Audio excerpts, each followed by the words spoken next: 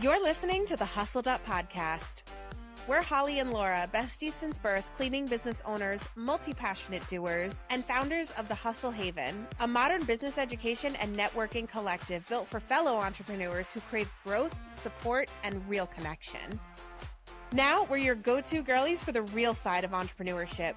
We're covering wins, fails, and the messy middle. So come on in and let's talk branding, booking, burnout, and everything in between.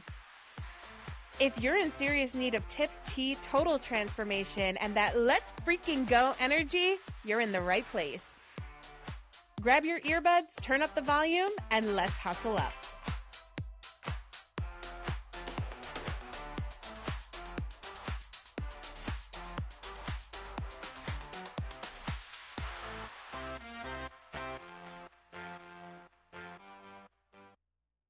Hello, hello, friends, family, loved ones, and listeners. Welcome back to the Hustled Up Podcast. We are your hosts. My name is Laura. And I'm Holly. And y'all, we missed you. We were only gone 1 week, but it feels like an eternity. I know, what happened? I don't even know. Like, did you miss us too? I hope so. Even if you didn't, can you lie and say you did? People are going to be like, they were gone a week. No, I'm kidding. Let me stop. But no, so we did skip last week, which we had mentioned we were going to do. It's not like we left you guys hanging because we were away and we had just the best time. We went to Florida with a group of our friends and we went to Epic Universe. We went to Hollywood Studios, Disney. And honestly, I'm depressed now to be back. I want to go back. Honestly, I might not feel so bad if the weather wasn't crap here in New York. That's true. It's cold, so bad now here. It's rainy. It was snowy. And then we both kind of are sick and still not feeling great. Yeah. We both caught something in Florida. It's called depression. No, I'm kidding. But it's 1 part depression, 1 part sinus infection. Yeah, literally. Or something along those lines. Yeah. But on a brighter note, I am happy to be back here with you guys recording this podcast. And as always, we're jumping back into a very meaty topic. So you're going to want to grab a pen and pencil. And honestly, it's coming at the perfect time because it's tax season here. It's about to be. So we're going to be talking a lot about looking into your numbers because honestly, last year was a hot ass mess. We waited till literally the end of the year to even look at our numbers. Yeah. It was a mess. Yeah, it really was a mess. And you know what? Part of it came from not knowing how to look at my numbers. And part of it came from overwhelm at the thought of looking at them. And so I finally was like, it's time, when we got back from our trip to Clearwater earlier in January, and I started to dive through myself in my 2025 books. And I was like, oh Lord, this is a mess. I should have done this every month in 2025. Mm-hmm. So we've already started making changes in 2026. And Laura and I did a P&L deep dive for January. So we figured this would be a really good time to talk about it. Yeah, definitely. And this goes really hand in hand with the episode we did recently with our bookkeeper, Christina Hind. Because some of you guys may be thinking, well, I have a bookkeeper. Why do I need to look at my books? I have it taken care of me. Wrong. That's what we thought for a while. And we learned that you absolutely need to be looking into your books, whether or not you have a bookkeeper, whether or not you're big, small, growing, whatever the case may be.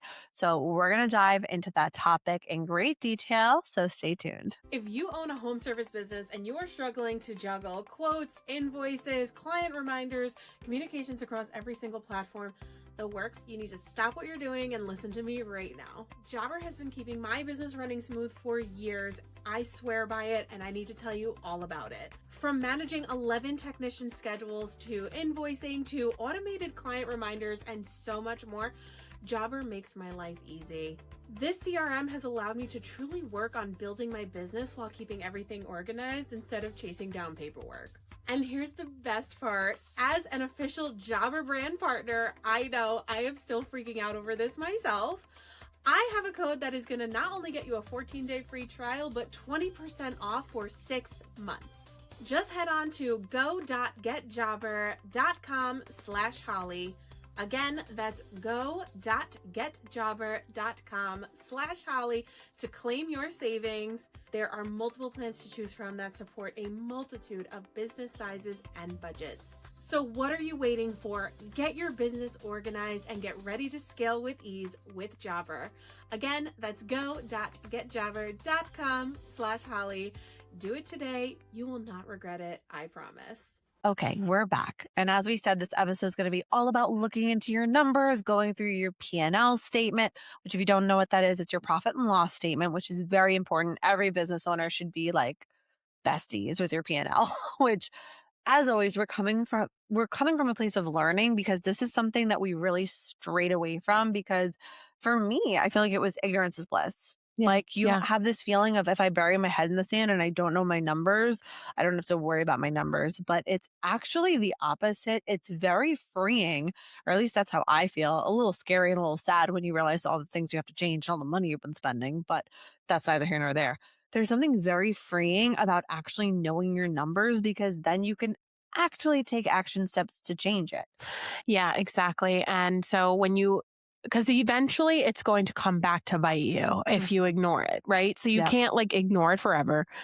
Even if you have a bookkeeper and an accountant and they're kind of working on your stuff, they don't know your business the way you do. And there's going to be a time where you're going to be like, oh, oops, I should have looked at this sooner.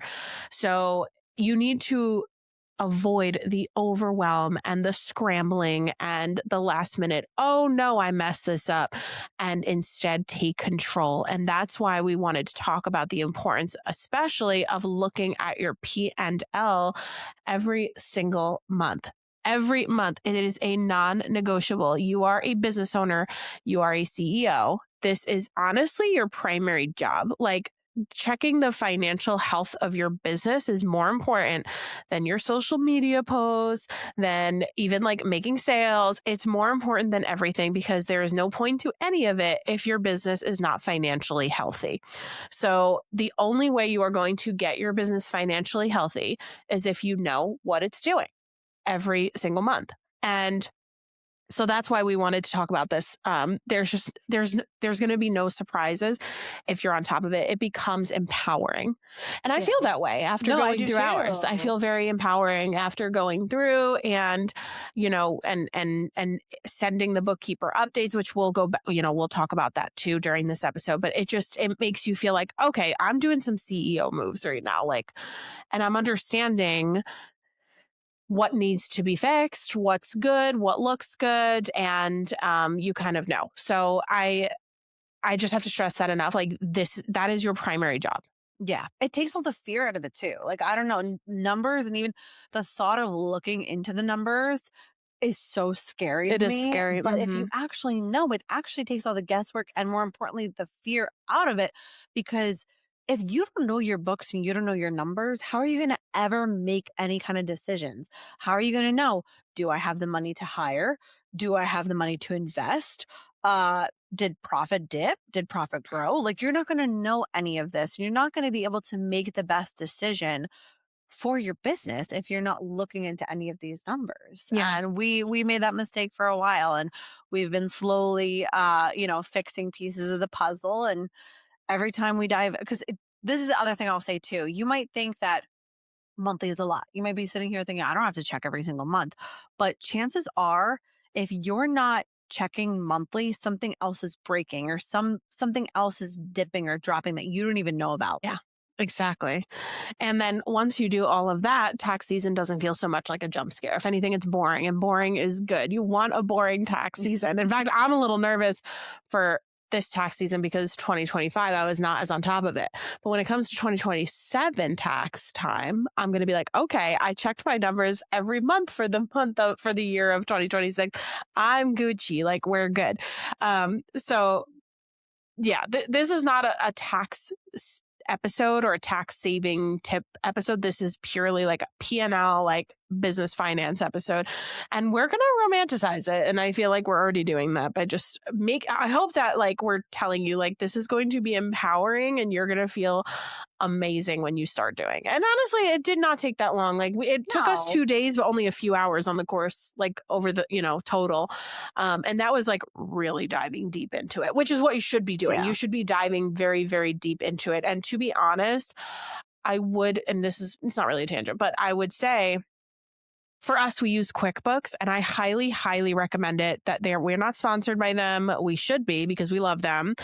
But we use QuickBooks, and the beautiful thing about QuickBooks is that like when you are looking at your P&L and you see all of your categories and things like that, you can literally just click something and it's going to take you to all of the transactions within that category. So you're literally able to see like where everything is and like what each transaction is with the click of a button. And that made it so much easier than trying to do everything on like pen and paper. Oh yeah, no, that would be impossible. Like maybe At if you're a business of small, our but size, no. yeah, no. If you're small, maybe you can start with pen and paper, but it's better to just get familiarized with the system. And I would say QuickBooks was what we would absolutely recommend. But whatever it is, get familiarized with the system while you're small so that you can kind Grow of into grow it. with it. Yeah. Yeah, Yep. exactly. Yep. Exactly. And the other thing I will say is I think that because this is such a scary thing, and it can kind of almost be a vulnerable thing, I do think that you should get, whether or not you have a business partner, a spouse, a partner, a friend even, get somebody to sit down and do this with you because it makes it a lot less scary. Like I would not have opened up and did that deep dive by myself. Like I was like, Holly, we got to do this together. Like I can't do it alone. Honestly, it can be scary for sure. When I did I did the first deep dive on my own by myself when you were away, soaking up the sun with your other friends, excuse you.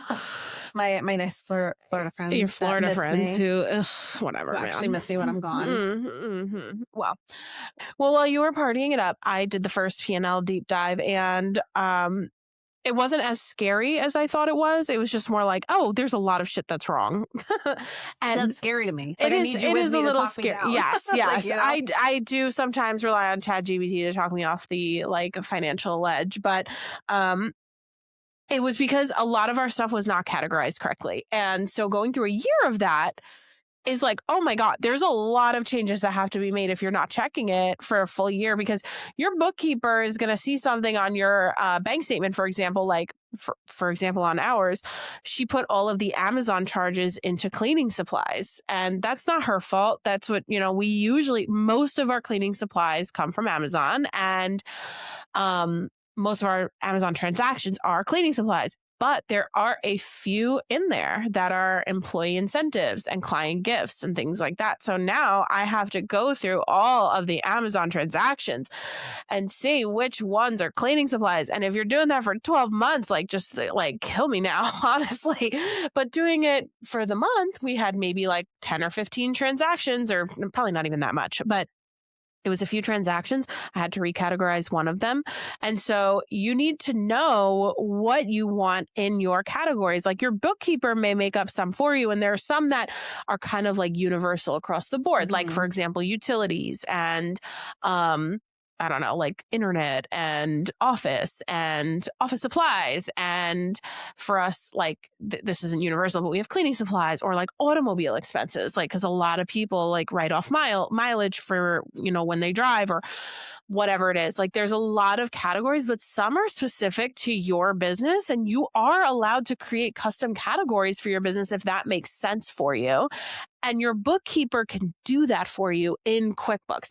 I personally don't know how to do that. If you know how to work QuickBooks, good for you. But there were a few of them where I was like, I want a computers and technological equipment category, because there was no proper place for me to put our computer expenses, our mouses, our keyboards, our MacBooks, our whatever.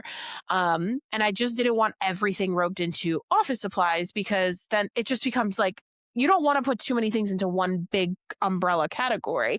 You can have categories, and then you can even have subcategories in those categories. Like I know she has a big software category, and we throw a couple things in there like ChatGPT and I don't even know, like whatever. And then she has a subcategory that's software video, and that's where CapCut goes. That's where I think Riverside goes, because we use this for video.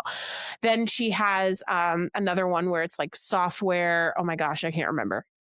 But either way, it was like a different one, like where certain software, like I think software CRM, and like that's where Go High Level went and where Jobber went, because those are our CRMs. So that's where we wanted it. And that's what made sense. And so, and even with in terms of like your COGS, right? So every business has your cost of goods sold, which is your, it's literally that. It's your cost of goods sold. Like it's what you need to provide in order to make money, I guess, if that makes sense.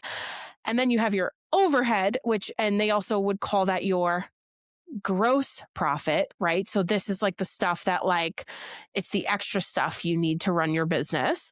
And then you also then have your net profit, which is basically your cost of goods sold minus your expenses or your gross profit, and then you find your net profit. So long story short, you can categorize what you want to go into your COGS. You can say what you want to be overhead, what you want to be expenses, what directly you want in cost of goods sold.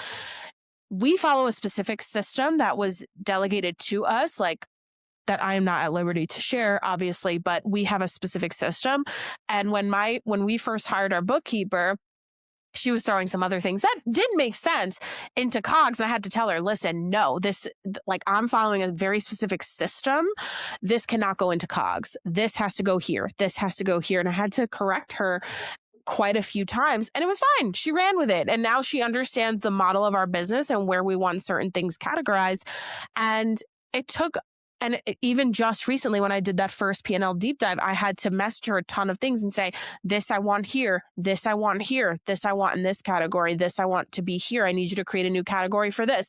And honestly, I probably created quite a headache for her too, because I waited the full year to check this and then sent her all of those updates. Whereas most recently, when we did our January deep dive, I was able to tell her, hey, a few minor changes to this month. Here they are. And it was like tiny little things, I think it was actually one update because I think I recategorized some of the stuff on my own. But regardless, like all of that to say, it is your business, and your business is operated a very specific way, and your bookkeeper will try their best to categorize according to that. But you are allowed to tell them, like, I need this here, and you're allowed to make your own categories. There's no obviously, you can't put I don't know, your software in meals and entertainment. That doesn't make sense. You can't do that. But you can create custom categories that make sense for your business. Yeah. And I will say it's really important. And I think that this needs to be heard. If you are working with a bookkeeper that doesn't allow you to do that, does not allow you to set your own categories, tells you you're wrong, makes you feel stupid or anything like that, you're with the wrong bookkeeper. Because right on the bat, and you guys, have heard from our bookkeeper, like I said, Christina Hine, she was on an episode very recently. When we first had our initial phone call with her, we told her, listen, we do things a little bit differently. We have this very specific system that most bookkeepers are not going to understand. Can you adapt and do it this way? And right from that initial call, she was like, yeah, sure. Yep. I will do whatever you guys want. And she never made us feel stupid. She never made me feel bad for asking questions. She never makes us feel bad for recategorizing things or asking her to make changes. So I think it's really important that you work with somebody who will treat you like that. Because they're working for you at the end of the day. And like Holly said, it's your business. You are in charge of your own business, and at the end of the day, responsible for your own business. Yeah. And remember that you're paying them. You have hired them. If they're not cutting it, then you need to let them go and find somebody new.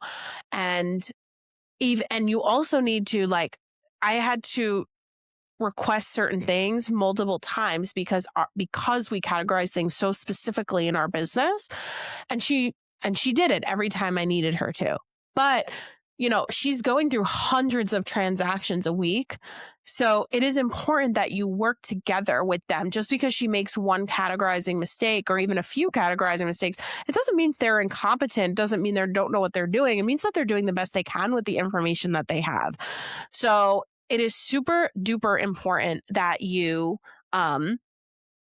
work with them. You guys are a team. And so, as you said, if your bookkeeper is not willing to treat it like you guys are a team and work with you instead of just telling you, no, you have to do it this way, you have to do it that way, this is how it has to be done, that's because they're just lazy and they do things a certain way and they don't want to do it your way.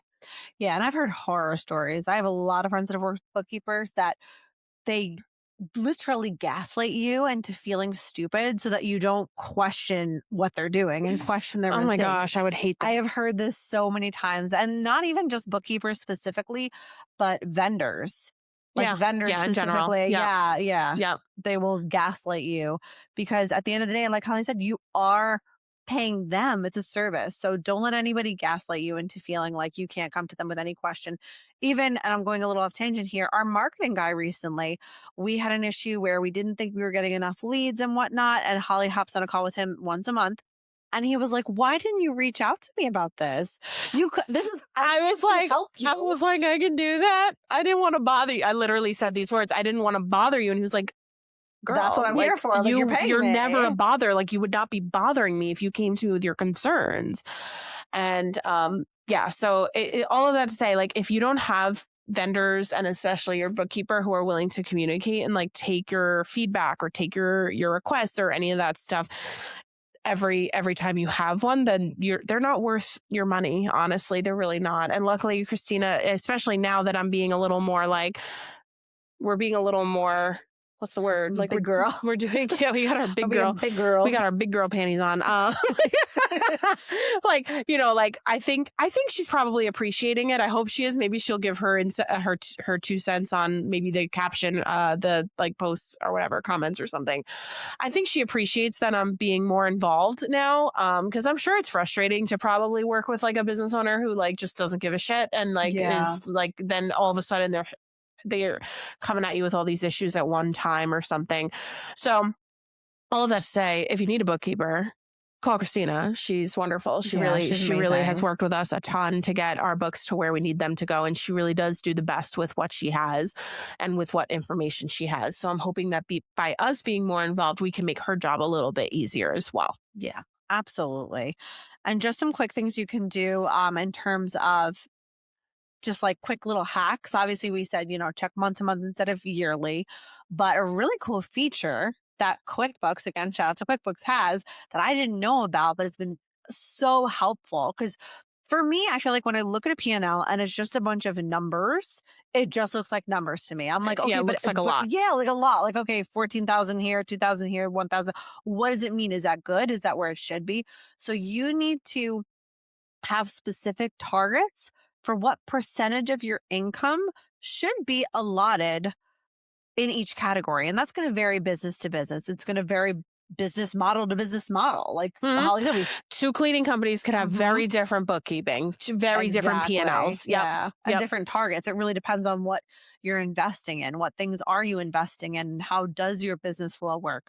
But for us, like I said, in QuickBooks, you're able to actually see your P&L by percentage. So we could literally see, okay, what percentage of our income is being used for hiring? What percentage is being used for cost of goods sold, for cleaning supplies, for rents?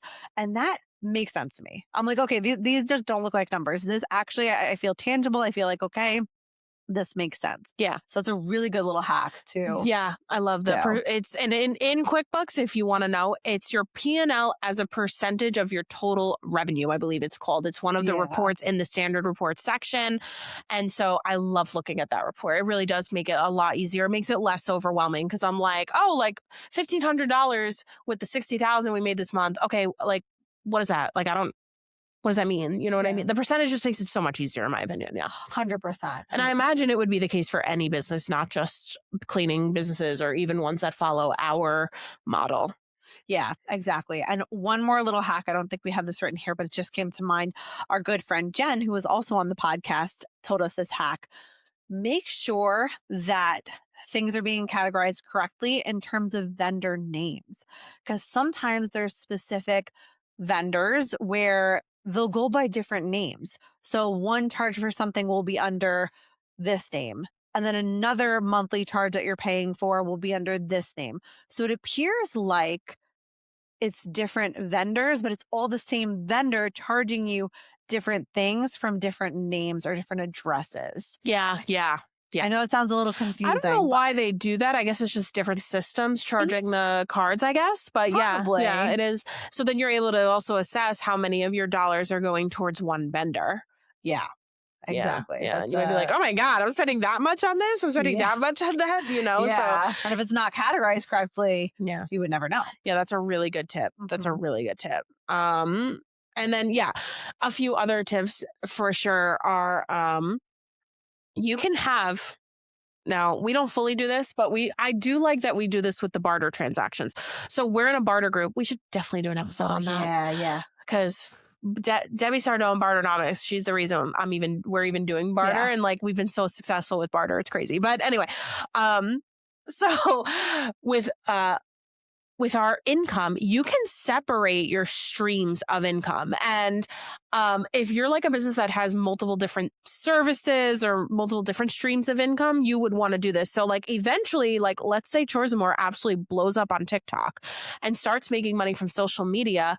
That's not income from a client that we have to pay sales tax on. That is something entirely different. So you need to make sure that your streams of income are being categorized differently.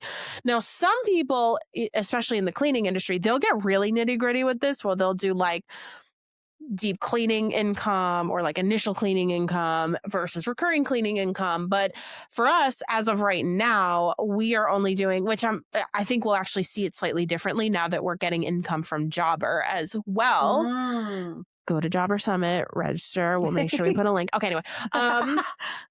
But that's not cleaning income. That's not income from services provided. That's entirely different. So that's going to be categorized under an entirely different category in our income. And she also separates our barter transactions there too, which is super cool because now we were able to see how much percentage of our total income was from barter. And it was only like 3-point-something%, which is good because you don't want to do too much in barter, then you don't have any cash flow. But barter helps preserve your cash flow. So remind me to do an episode about that. But anyway, but you want to, depending on how much your bookkeeper can do and like what you want done and stuff like that, you can categorize your different streams of income, and you should categorize certain streams depending on what they are. So like I said, like if we're making money on social media, we have to categorize that differently because we're not paying sales tax on that income. No. And a lot of people out there that own cleaning businesses, I know, they make and sell cleaning products. That's a very common thing. And if you're doing that, that needs to be categorized differently. Yeah. That's a completely different service. It's a product. It's not a service that you're offering. Yep. So it needs to be categorized different. Exactly. So that's a great point. You're welcome. I know. I'm amazing. I'm amazing. What can I say? And I love how you said, if we make money from TikTok one day, you should have said when. When. You're right. I know. When. I know. Just gotta put like the ideas, guys, in the brain are just next level good. The ideas are there. I'm not humble at all. Like I know I'm amazing. It's just that I don't put myself out there. Like, I'm amazing. I just have no work ethic. I'm amazing. No I'm amazingly lazy. I am amazing at procrastinating. I am amazing, but when I get stressed, I curl up in a ball and die. That's my problem. And lately I've been a little overwhelmed. So, you know. Real talk, guys. Hopefully you guys are listening and you're like, oh shit, I like these girls. I feel this. Yeah. But you know how you can avoid overwhelm? By looking at your P&L. Yes. Full circle moment. Exactly. Full circle moment. And it really does help because we were able to, when we just did our most recent one, we realized, okay, our cash flow is a little tight.